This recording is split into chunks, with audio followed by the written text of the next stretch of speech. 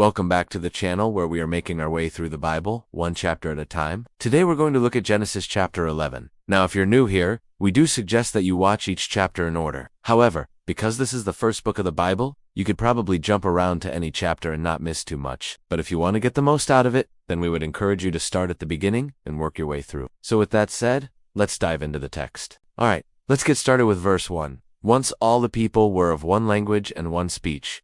This is after the flood. We've got Noah and his sons and their wives, two of every kind of animal, and they're repopulating the earth. And there's one language that everybody speaks, and they're all getting along. And what they did was they migrated eastward, and they found a plain in the land of Shinar, and they settled there. Then they said to one another, "Hey, let's make bricks and burn them thoroughly." And so they made bricks without using any mortars. But they used the brick to make a city and a tower whose top may reach into the heavens. Let's go ahead and stop right here for a moment and just unpack this passage. So we know from other parts of Scripture that the descendants of Adam and Eve populated the earth after the flood. And so we know that they weren't very numerous, because it says after the flood, this happened. So obviously the population had grown enough that there was more than one group of people, and that would make sense that they would have spread out across the earth. However, they are all speaking the same language, and they're all getting along. Now, we know that eventually there will be different languages and different nations that don't get along, and that happens right here in this passage. But right now, it's peaceable. Everybody speaks the same language, and they're going about life doing their thing. Now,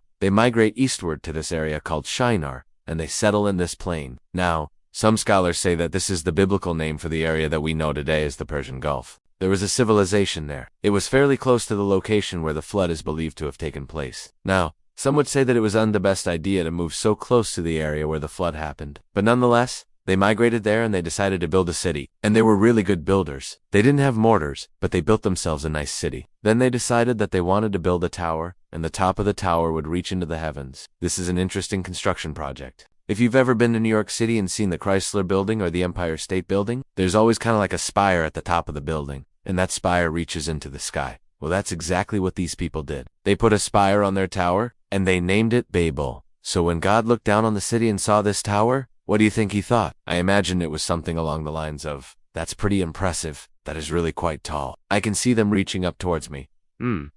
These guys think they're pretty special." And that brings us to verse 6. The Lord came down to see the city and the tower which the children of men had built. Then the Lord said, "If, as one people speaking all the same language, they have begun to do this, what will they not do? Go, to, let us go down, and there confuse their language, that they may not understand one another's language." Now, sometimes when we read passages like this, we tend to overlook the fact that God actually spoke. In all of Genesis chapters 1 through 11, before Abraham appears on the scene in chapter 12, God has spoken only 7 times, and 6 of those 7 times were in this chapter. And here he speaks, and he says, "I'm going to go down and confuse their language." That's what he does. He goes down and confuses their language, and then he comes up with a test. It says in verse 20, "Let us test them and see whether they have laid it down to accept man's wisdom rather than the wisdom of the Lord." So God often allows his people to go through trials. Even Job was allowed to go through his trial to see if he would remain faithful. God allowed Satan to take everything from Job, his possessions, his children, his health, but he remained faithful. Here God allows these people to build their tower. He allows them to have their great city. But then he confuses their language so that they don't understand one another. And then he tests them to see if they would turn back to him. And in their humanity, they failed that test. Now, let's go down to verse 9. Therefore, its name was called Babel, because there the Lord confused the language of all the earth.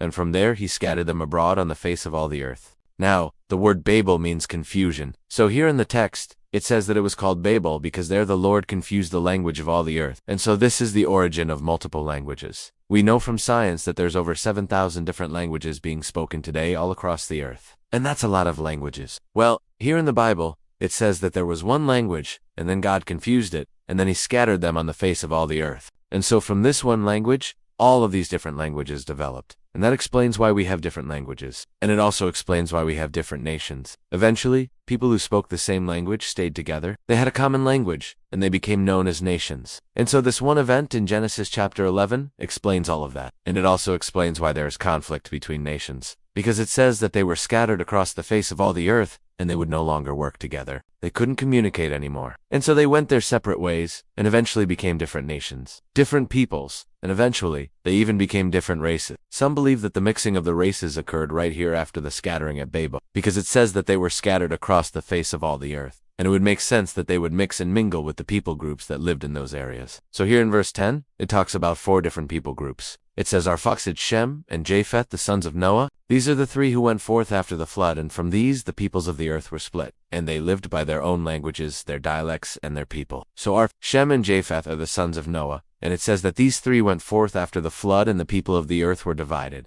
Now, this doesn't mean that this is the origin of the entire human race. Genesis 11:28 tells us that Adam lived on and had more sons and daughters, and that's why we have more than one family unit here. The Hebrew text actually says families, and then it talks about peoples and nations. So the splitting up started with the families, then went to the peoples, and then to the nations. Alright, let's keep going. Verse 25, Terah lived 205 years, and he had 2 sons. Nar in his old age in his lifetime, and he also had a son Abram, Terah's son, Abram, who was born when Terah was 70 years old. Now, the name Abram means exalted father, but it will later be changed to Abraham, which means father of many. And Terah was the father of Ner, Ishmael, and Abraham. So this is where we meet Abraham, our friend. He's the one we've been waiting for, and he is introduced here in Genesis chapter 11, verse 26. And Terah was 70 when he had him. And Terah lived on to be 205, so he lived to be 275 years old. Now, there are 2 things that I want to point out here. One is that Terah lived a long time. He was 205 years old when he died. And so the people who lived during the time of the flood, they lived to be very old.